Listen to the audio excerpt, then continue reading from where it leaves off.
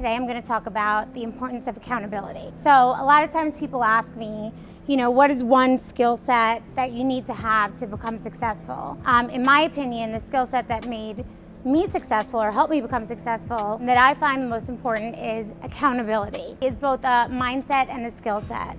As far as the mindset is concerned, it's a conscious decision to dig in and dissect problem or situation and find a way to take control of it and see what you can change. My philosophy is that if you don't control it, you can't change it. So think about it. When do you really hear a successful person say, it's not my fault, right? I'm not gonna say that it's easy. I'm an emotional human too.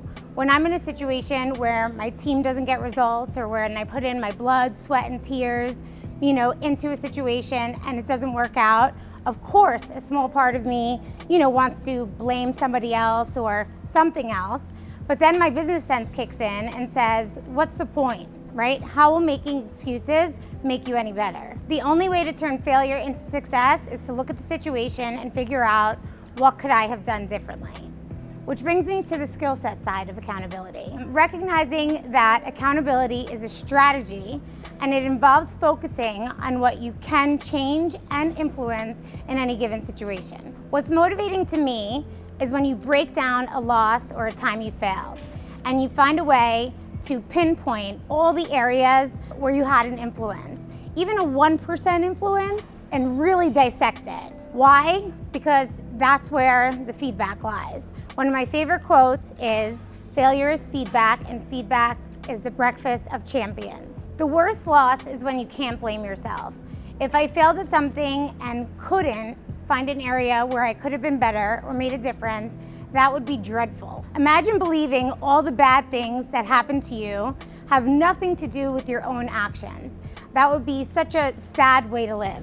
When I coach other business owners and they give me excuses, I ask them why they're focusing on the things they couldn't control versus the things they could control. What was your fault? Because focusing on that is how we'll actually get better. Another philosophy that I love is if you can't control it, don't let it control you. But if you can control it, control the hell out of it. It's hard to think of many things I can't control besides sickness, people passing away. I will tell you that having this mindset helped me significantly when I was faced with an uncontrollable. When I was 25 years old, I was diagnosed with lupus. And at the time, my family was so sad. My mom, was like cutting out articles and, everyone was like, why is this happening to her? And for me, I thought, well, this is an uncontrollable, right? Can't control it happen. So I'm not gonna let it control my attitude and I'm not gonna let it control my outcome or my success in life. The grass isn't greener on the other side.